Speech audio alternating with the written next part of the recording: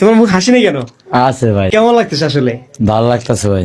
Kamalapur rail স্টেশনের টোকাই ইয়াসিন একটু ভালোবাসার যত্নে বদলে গেল তার জীবন।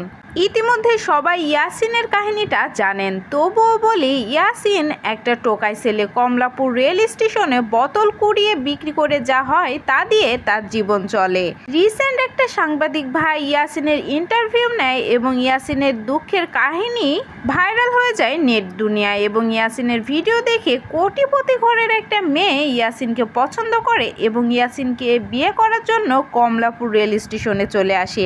শুধু তাই নয়, সেখানে যে ইয়াসিনকে গোলাপ ফুল দিয়ে প্রপোজও করে সে, আর ইয়াসিনও খুব ভালো মতো তার প্রপোজ অ্যাকসেপ্ট করে।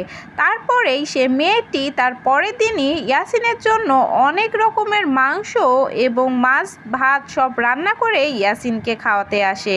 এর পরবর্তীতে ঘটে আরেক কাহিনী। ইয়াসিনকে নিয়ে ঢাকা নিউ মার্কেট থেকে দামি দামি পোশাক এমনকি গামছা লুঙ্গি সব কিনে দেয় সেই মেয়ে এবং ইয়াসিনের নতুন লুক আনার জন্য ইয়াসিনকে ঢাকার অন্যতম জেমস সেলুন লুক চেঞ্জে নেওয়া হয় এবং সেখানে যেয়ে তার পা থেকে মাথা পর্যন্ত পরিচর্যা করা হয়।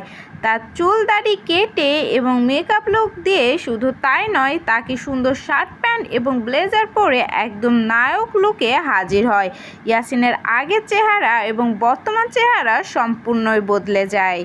আয়নায় নিজের চেহারা দেখে, নতুন জীবন দেখে ইয়াসিন অনেকক্ষণ কান্নাও করে। শুধু ইয়াসিনই নয়, ইয়াসিনকে যে মেয়ে পছন্দ করেছিল, যার জন্য ইয়াসিনের এই পরিবর্তন, সে মেয়েও অনেক কান্নাকাটি করে এবং বলে, অনেকেই ইয়াসিনকে টোকাই বলে। এটা আমি মেনে নিতে পারিনি, আমার অনেক বেশি খারাপ লেগেছে। সো ভিউয়ার্স, আপনাদের কি মনে হয়, এই মেয়ে কি ইয়াসিনকে সত্যি সত্যি বিয়ে করবে নাকি শুধু ভাইরাল হওয়ার জন্যই এসেছে?